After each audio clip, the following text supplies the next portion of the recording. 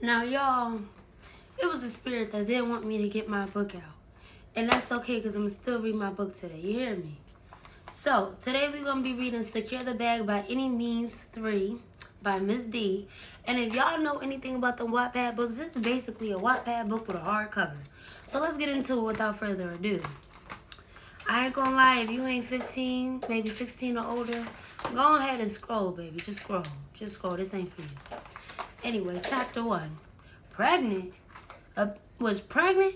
I never thought this could happen to me. But then again, I was with Sean without a condom. I had stopped with Magic because I was afraid to move on.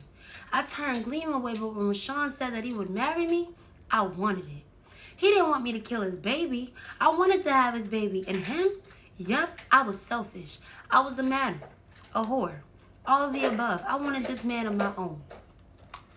It was going to be hard to marry Rashawn because he was supposed to be dead according to the access.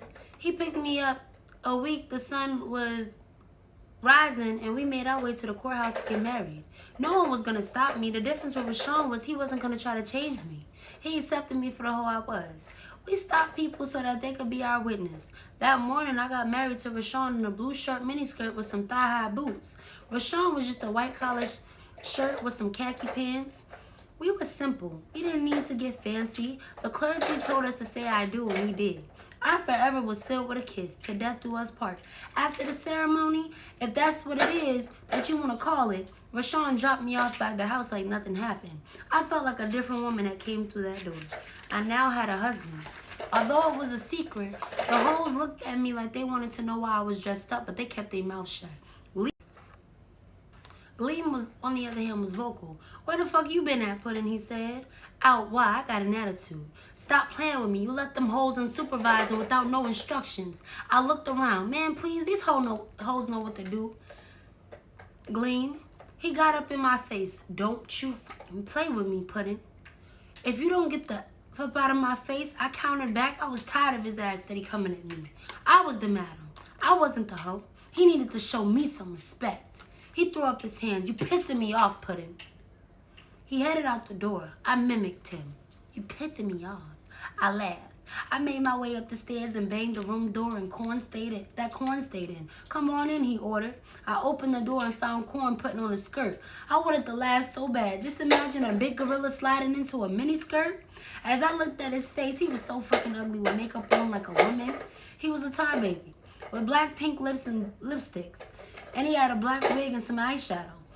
To top it off, the nigga still had a full mustache. What the is you doing? This had to be a joke. He twisted the black wig on his head. The trick wants me to dress up. I twisted my lip. I guess. So how things been going? I asked as I sat on the bed. It's been going great.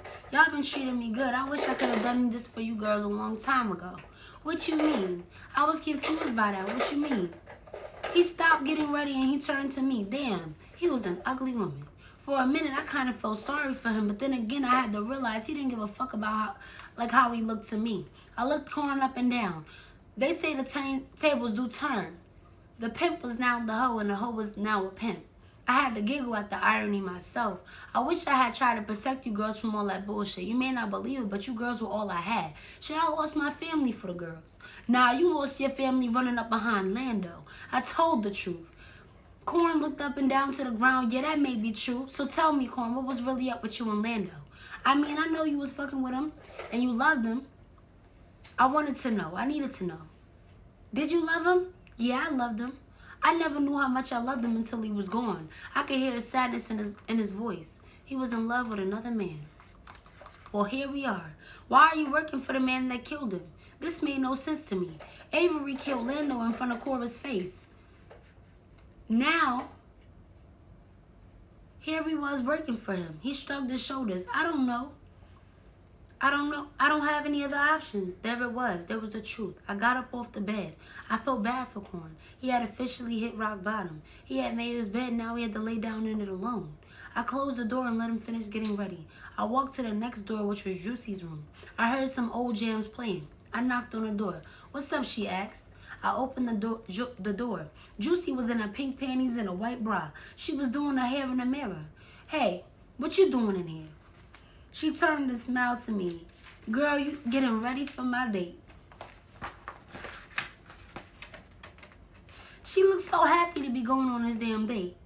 You happy? Who was your date? Juicy smacked her lips. Girl, this old head with a big and a long tongue. Uh-oh, should I be worried? Worried about what? You leaving, I asked? She sighed and looked me in my eyes. I have to be honest with you, Puddin'. I've been trying to leave. I want out this life for real. Who feeding you these ideas? This old nigga, I asked? She nodded her head. His name is Angelo. Puddin', he's a businessman and he want to take care of me. I sighed. Juicy, baby girl, he playing with you. He is telling you all this shit to make it sound good. You ain't nothing but another hoe to him. I thought you was smarter than that. She looked at me with tears in her eyes. I am not just another hoe to him. He cares about me. He told me he loves me. I rolled my eyes. This hoe cannot be serious. Oh, God, girl, this is the game. Juicy, don't do this to me. Don't do this to yourself. Puddin', you are wrong, she yelled at me. I nodded my head. I didn't have enough time to argue with her. She would see it for herself. Okay, Juicy, if you say so. You want to go ahead with him? Just go ahead. I'll let you leave. I don't want to hide. I don't want you to hide when you leave today with him. Just go and don't you look back. Hell yeah.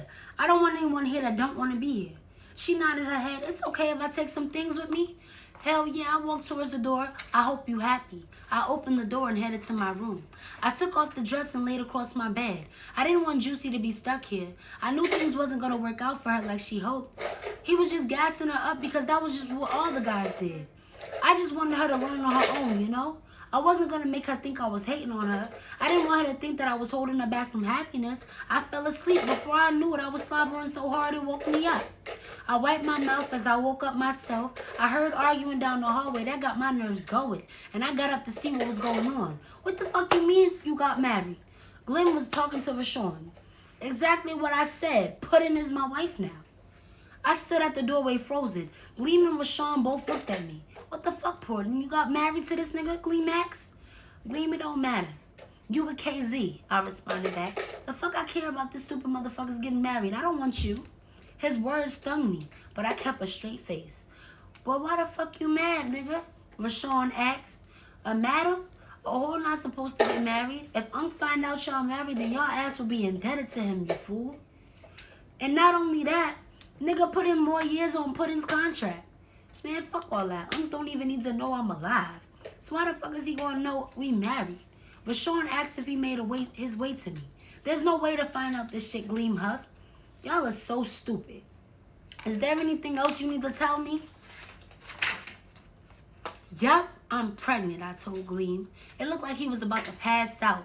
Pregnant, he screamed? Y'all got to be kidding me. Is this some type of joke? He looked at Rashawn, then looked at my stomach. No, it's no joke, Rashawn responded. Gleam stood there looking at us for what seemed like forever. He shook his head. Y'all about to be the dumbest mother... He yelled and he stormed down the stairs. I looked at Rashawn. What the hell was that about? He led me to his room. He closed the door and then he kissed me. Man, this nigga on some other shit. He told me not to come to the house while Corn was there, but he don't trust him. Shit, I don't either, babe. I agreed with Gleam. We didn't know what Corn was on. Rashawn laid down in my bed. He was looking extra sexy, too. It's time to get cracking with Unc, man. Fuck that. I told Gleam it's time to take over. I smiled and I climbed on top of Rashawn. I licked at his bottom lip and I tugged at it. You damn right. Just then we slammed the door. I jumped up and opened the door. Little man was standing in the hallway outside of Juicy's room. What the f is going on now? Everybody was making too much noise. She mad for some reason, little man told me. I shook my head and closed the door. I knew this nigga was just talking. It had me thinking that Juicy didn't want to be a part of this anymore. I needed to talk to KZ. I made my way back to the bed. I climbed on top of my husband. What's going on, Rashawn asked. Juicy dumbass let this trick get in her ear about loving her and leaving it with him. That girl knows better. What did you tell her? I told her to go with him. But you know that shit wasn't going to happen. She got her heart broken. Shit, she'll be alright. He said as he pulled my breast out of my bra. I put my left nipple in his mouth. Wow. Damn, I moaned. And I relaxed as he took me to ecstasy. How my mind took me off of everything. I finally had that fat motherfucker I was not letting go. Even if I thought about it, Puddin', no, it was much deeper than that hoe. It was about Corn. Corn had been my enemy since back in the day.